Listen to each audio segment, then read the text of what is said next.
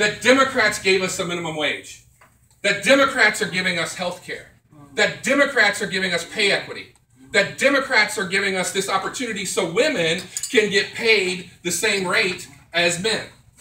Why aren't we out there talking about that? Because we are scared, and because well, as some of our candidates are, I would argue, and a lot of South Carolina Democrats aren't proud to be that.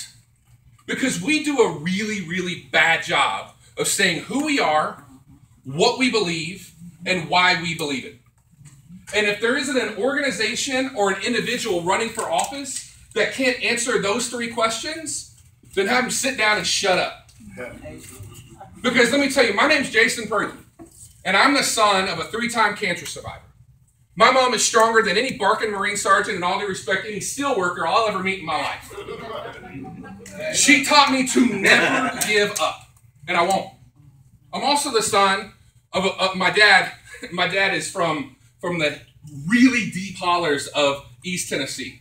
My dad is as yellow dog Democrat as anyone in this room. My dad supported Al Sharpton for president in 2004. That's how yellow dog of a Democrat my dad is. Okay? My dad owned a small business for 29 years. And during the economic downturn of 2007, 8, and 9, my dad realized that there were a group of people that relied on a paycheck to put a roof over their head and to put food on the table. So what I learned from my dad is this idea that issues are simple. It's about being able to put milk in your kid's cereal bowl and gas to get to and from work. And everything else is gravy after that. Because if you can afford those two things, you can at least feel like you're a little bit ahead. And that's what everybody's trying to be, just a little bit ahead. There's so many people, as Senator Sanders talks about, that start so far behind. This is what I talk about being born on third base instead of hitting a triple. George Bush, Mitt Romney, Donald Trump, all these guys, by the way, men, were born on third base. They got that far to go home. You got people like Bernie Sanders. You got people like Hillary Clinton, Bill Clinton, Barack Obama, Martin O'Malley, all of these men and women who had to hit a leg out a triple, dive into third, and hug that base and fight every single step along the way to make that happen. What's that sound like? Sounds like organized labor. Every single thing that you all are fighting for, everything you're fighting for, is what we're fighting for too. But we do a really shitty job of talking about it. We do a really shitty job of saying we believe these things because we have to provide a good quality education so our children can compete for jobs in the future. We have to do these things because we need to make sure that there are jobs available for people who do have that quality education. And then lastly, if folks do have that good job, that they need to step out into the playing field and make it fair. That no one should have a step ahead because of who their families are, and no one should have a step ahead because of where they live. This is about fairness. And this is what we believe and why we believe it. And this is who we are, what we believe, and why we believe it. I also think that our problem as Democrats, especially in South Carolina, is we talk at you instead of doing this thing like having 2 ears and 1 mouth to listen twice as much as we speak. I ask people to help me by answering, thank you. I ask people to answer 3 quick questions for me, right? And it's amazing. First question, as a party, we can't do it today because we're at the end of this session, but I really hope an opportunity to meet you all and have some substantive relationships moving forward because I want your input on these questions.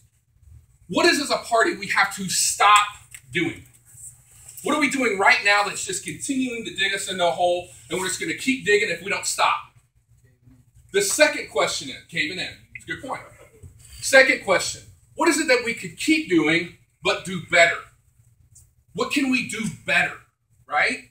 And the last question is, what is it we should start doing that we're not doing right now? Like, Jason, you guys are crazy for not doing this. Just get out there and start registering voters. Have conversations with young people. Understand that if you got into a community and just sit back and ask them a really simple question like, what's bugging you? And shutting up and listening, you might learn the answers to the 3 questions that you're asking. So this is what I'll conclude with, and it's really simple for me. And I sat down with Professor Hyman and I shared this with him. He was the first person that I bounced the idea off of over lunch. I think it was like my second trip back to Coker College after I graduated.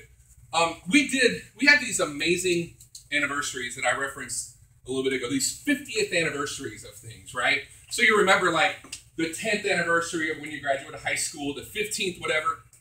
But 50th anniversaries are big deals. We just experienced the 50th anniversary of Medicare, right? The 50th anniversary of the Voting Rights Act, the 80th anniversary of Social Security. What are we wanting to celebrate 50 years from today? What's our big thing? What do we want to make sure that if we had the guts, if we had people that we elected with the cojones to walk into Congress and actually get some shit done, that we would do? Would we have comprehensive immigration reform? Would we have paycheck fairness? Would we be able to go to school, go to work, and go to church without being scared to do any of those things by addressing gun violence? These are huge things that we need to be doing and thinking about solving problems. It's huge problems that we need to be thinking about solving as Democrats because we have a track record of solving them.